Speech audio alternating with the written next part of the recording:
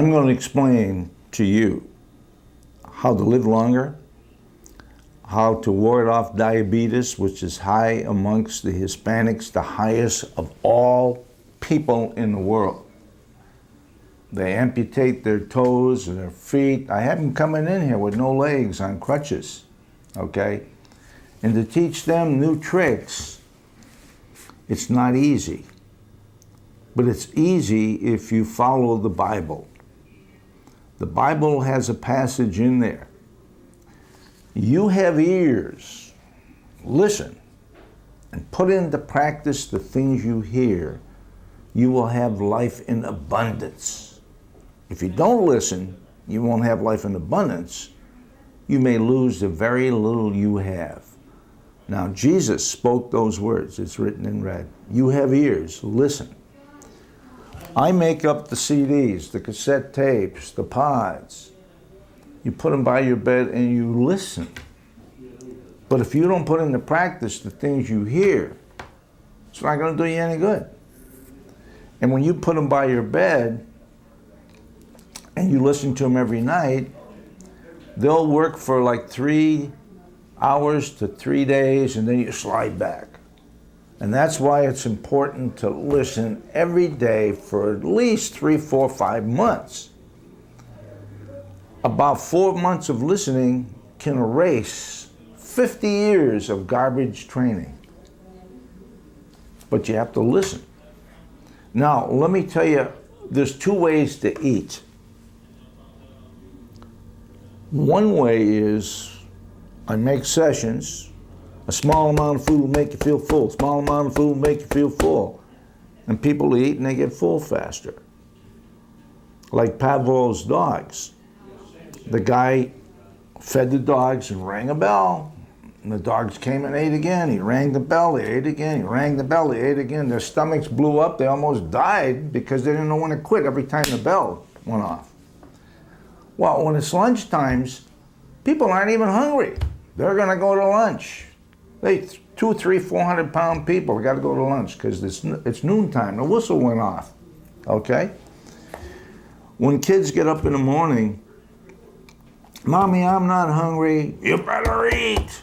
Come on, I want you to eat, but I'm not hungry. Naturally, the kids aren't hungry.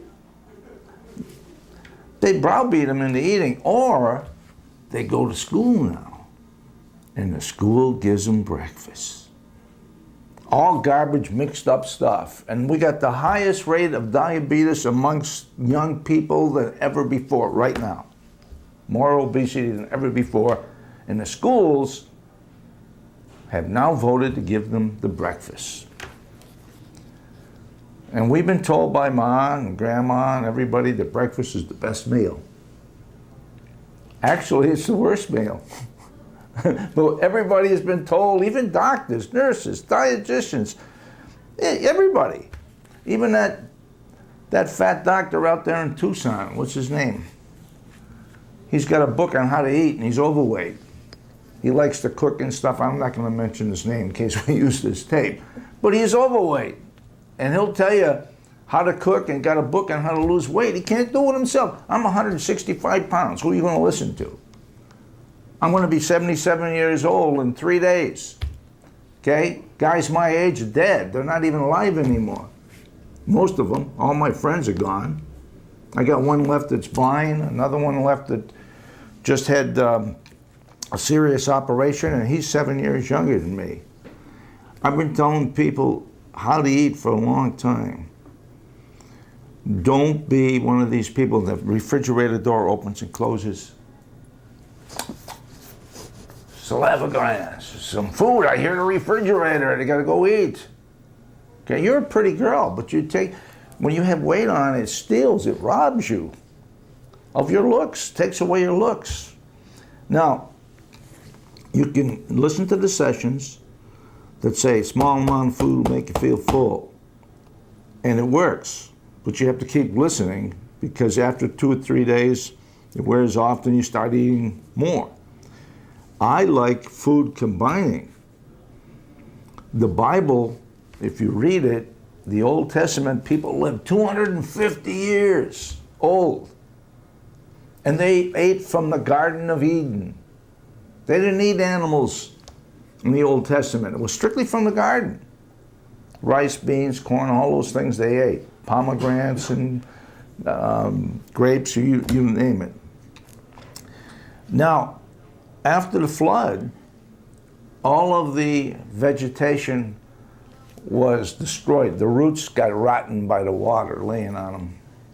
So there was no more garden. So God says, okay, I'll bless the animals, go ahead and eat them. You know, Father, the Son, go ahead and eat the animals. The life expectancy went to 25 years old. From 250 to 25. And you know what, I read the Bible, it'll tell you, what I think God says, hey, people get in a lot of trouble. I got to find a way of getting rid of them faster, recycle them faster. I'll let them eat some animals and they won't live 250 years, okay? Roman soldiers and the average person, 25. In fact, when I was born in the 30s, I was born in 1931, the average life was 45 years old then, in the 30s. As the years went on, the life expectancy got long. You know why? People are eating different, they're exercising, they're better medical techniques, so now the life expectancy is 75. I'll be 77. I got 2 years over the expectancy, so I'm on borrowed time right now. Borrowed time so I can explain to you. Now, to get you not to have your beans with your meat, you could win the lottery faster, but not if you listen to these sessions. Now, let me explain how this works. Here's corn on the cob, here's beans cooked in soybean oil or oil, not in lard. The Hispanics love lard. No lard. Okay, no lard. So you can have your tortillas, your beans, your peppers, your rice, your corn on the cob, and more tortillas and salads, and you can eat and eat until it comes out of your ears and lose weight. But if you put a little piece of cheese on it, you change the chemistry. And they're great for the cheese and the meat and the mixtures. Okay, we got a cup of gas here, and we got some matches here. This is good, and this is good. Put them together, it'll blow up. So the cheese is good. You can eat cheese. You can have meat. Sometimes I'll have a prime rib, a salad,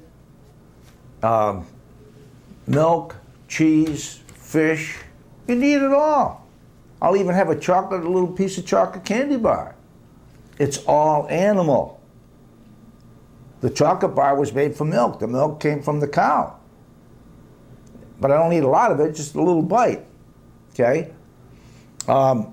If you want a dessert and you're eating this way, and you have creme brulee made of nothing but milk and animal, eat it. It's called Fruit Roots Hearts. You eat everything with a root. And let's say that you say, well, I'm going the root way today.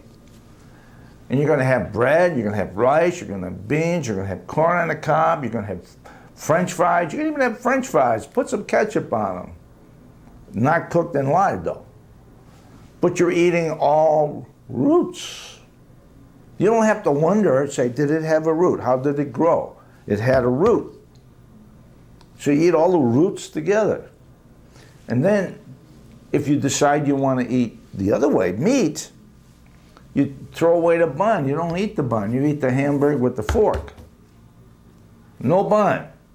Or you'll get bigger buns. No bun, okay?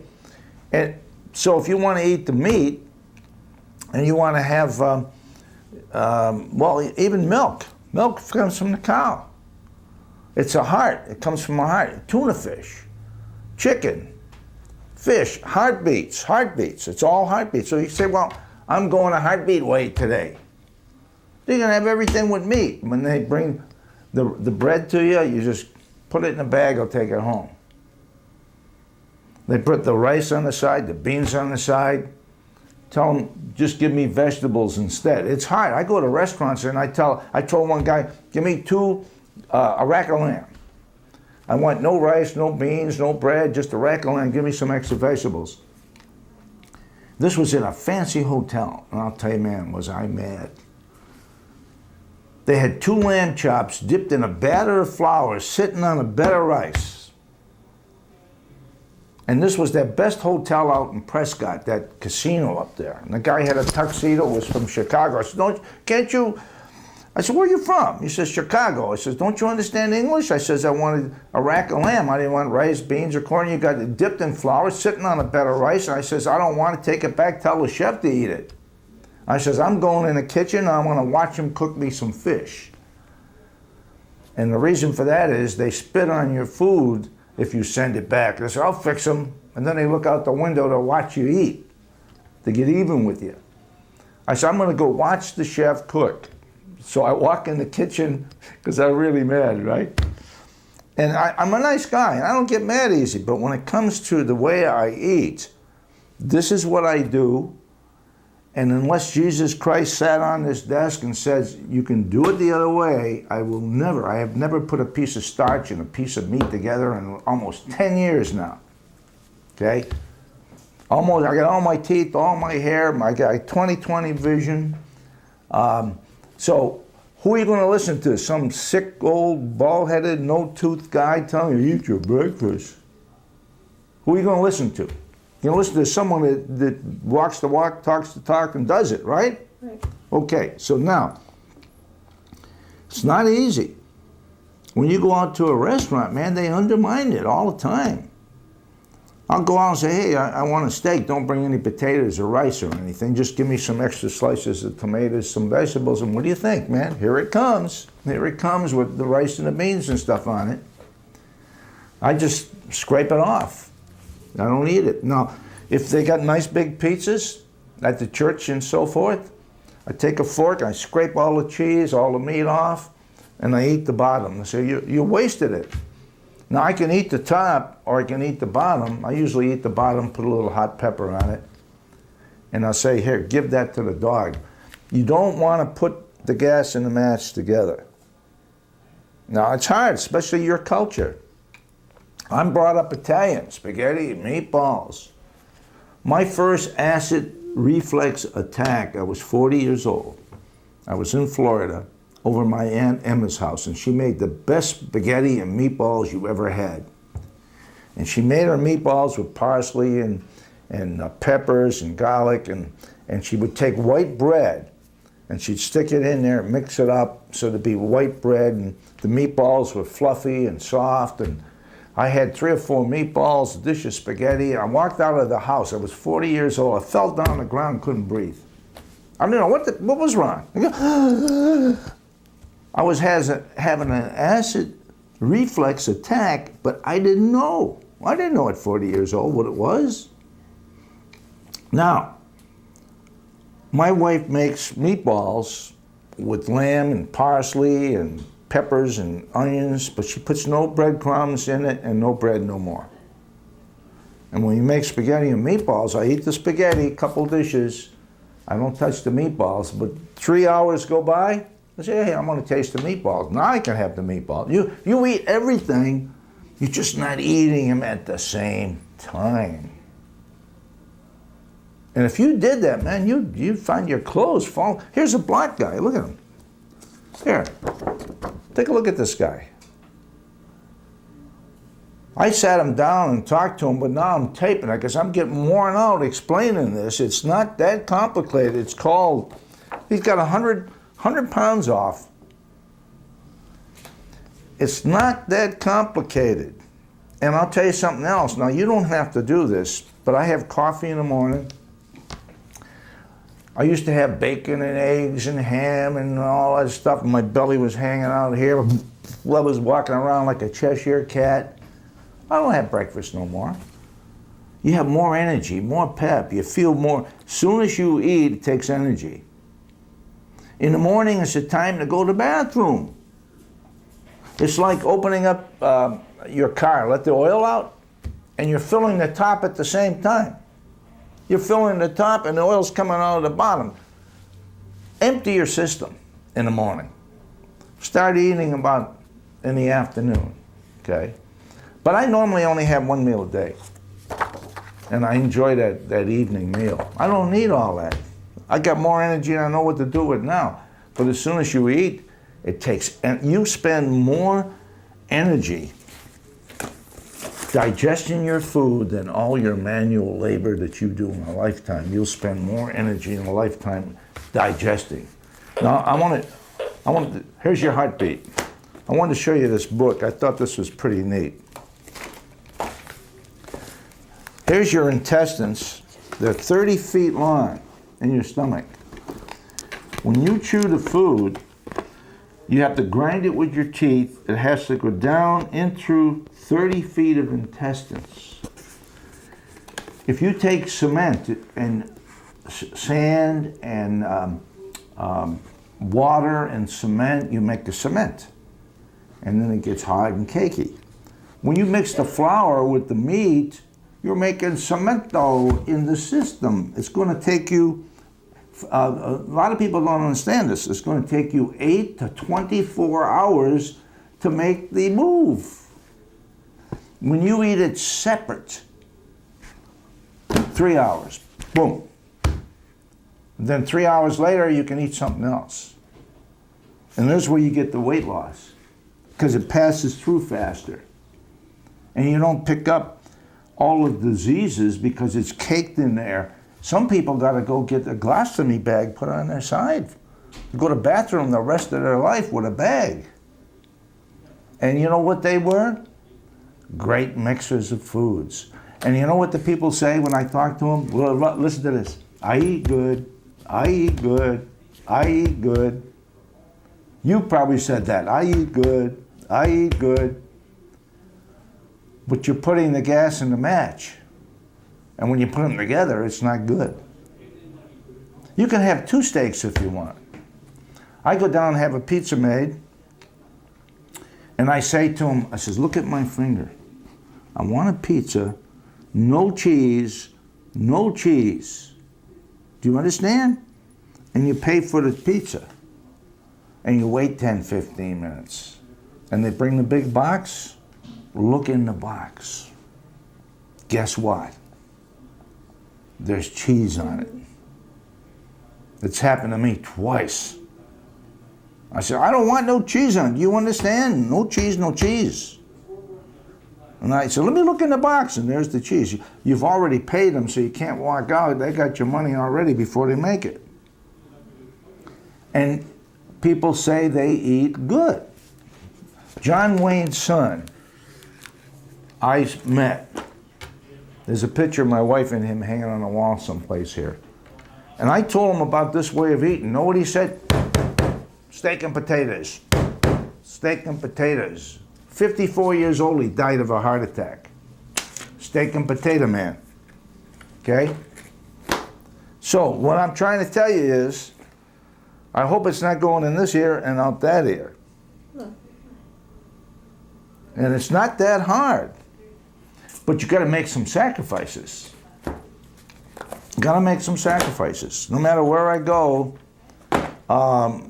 sometimes I just stay home. And you know what I like is smorgasbords. Because I can go pick up the salad. They got baked potato. I can get the baked potato. I can get the carrots. I can get the rice. I can get the beans. And it's very tempting. You see the ham and the meat over there, and you've already paid for it, right? It's so tempting.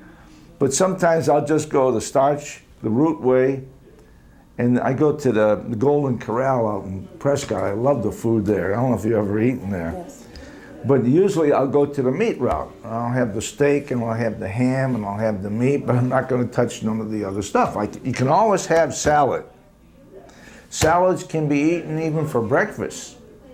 Now, morning time, the best thing to eat is fruit.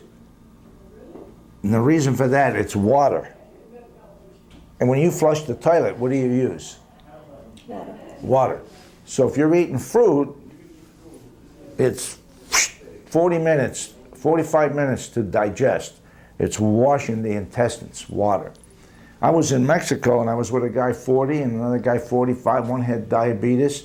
The other one had a triple bypass. Here I'm sitting there. I was 70, 75 at the time. And I says, I want some fruit. They said, we don't have no fruit. I says, well, bring me cucumbers and sliced tomatoes. And I had a big dish of tomatoes and cucumbers, which is water. And they had toast, bacon, ham. But both these guys are sitting there killing themselves with a fork. In their 40s, diabetes and triple bypasses, unbelievable. Take a gun, it's quicker, boom, you get it over with. You know what I'm saying? Mm-hmm. But listen, you can trailblaze the road for the Hispanic people. You can prove to them that it can be done, and it's very hard, because you'll keep hearing, I eat good, I eat good. I got a cousin, I used to call him on the phone, tell him how to eat, and he always said, I eat good, I eat good, I eat good. He's dead, I had to go to his funeral. Okay? So, did you learn something me explaining this to you? No, absolutely. Well, I got it on the tapes. On the CDs, you heard the same thing, didn't you? I fall asleep. I start listening to the CDs, and then I fall asleep. Do you mind your back is to this. Would you mind them seeing you, that they know who I'm talking to on this tape? Not right now. What kind of work do you do? Law enforcement. What do you do? I'd really rather not say on tape. Law enforcement. Well, I'm on Joe Pile's posse. I got a badge bigger than yours, I'll bet. Joe gave me a badge that big. Did you ever see Joe's badge? Hey, I got to tell you a story. A guy came here 25 years ago with his wife. And his wife took my program. And she had lost 50 pounds of weight. And he'd come and sit out front. Never would go in the room. He'd just sit out there. So one day he says, I want to see you. So I came in. He says, I'm from the state. And they paid my wife to take your course to see if you were for real. This is God's honest truth. He says, I have a suggestion for you. He says, fire your son, because my son worked for me. And he'd watch his things he did out front, my oldest son. And he reached in his pocket and took out a check and signed up in the course. He said, I want to find out what the hell my wife is listening to in there. Because at that time, I didn't give the sessions out. Mm-hmm. You had to come here. But that's a true story. The state paid just to find out that what I was saying was the truth. You know? And now I got FBI agents. I've had people of all walks of life. You signed up when? How long ago? Almost a year ago. This woman here, this was taken right in my office. She lost over 100 pounds, okay? Oh, this is a book that I'm trying to write. That picture is me putting a girl in a trance in 1953, I think that was. It doesn't look like it. Well, my hair's really straight. My son is a hairstylist, and I got sick of putting grease and axle grease and combing it all the time. It doesn't look like you. Of course it does. No. What kind of a law enforcement agency person are you if you can't tell that's me? Come on. Huh? I better look in now or what? Huh? Absolutely. But this is what I'm working. This is a little bit better one. I'm trying to put this together. This November 7th, 1977. Look at that. Yeah, I was reading that earlier. 150-pound weight loss. So San Maranto on Indian School Road. I'm still here. I'll tell you what. If you can eat the way I just told you, you want a steak, have a steak. Just discipline yourself from the rice and the beans and stuff. And then later on, have the rice and the beans and the corn. I went to the fair last night, and I had corn on the cob, and I had with beans in it. Tortilla, I made sure it wasn't cooked with lard. And that's what I had. But I bought a turkey leg to bring home. And I was tempted to eat it. Man, turkey leg was that big, man. It was beautiful. I'm going to eat it tonight. But see, I wouldn't mix it. I would have loved to eat that turkey leg instead of that, but I said I had too much meat. Too much meat's not good for you. Right. But with this, you have a little bit of everything, okay? So, do we have any other sessions? Oh, she made some changes, right? Good. Okay, I got a guy waiting out here. Some doctor referred him in. Okay, cool. You should see the things that happened. 5 months ago, a woman brought her son in, no hair, chemotherapy, full of cancer, said he had a year or so to live, no money. My help gave him 2 free CDs. We're a nonprofit. We try to help people. We're not just about money. People like you that pay us a little money enable me to pay the bills and be here. He came in the other day and I was here because I didn't know. I didn't see him when he first came in. And we videotaped the mother saying what he went back to the doctor. He can't find no cancer. His hair grew back in. He's ready to go back to work 5 months later. What a story that was. That's great. But if I was here, I would have taped him when he first came in. So you could have shown him walking in and then coming out. Okay, you can shut that off.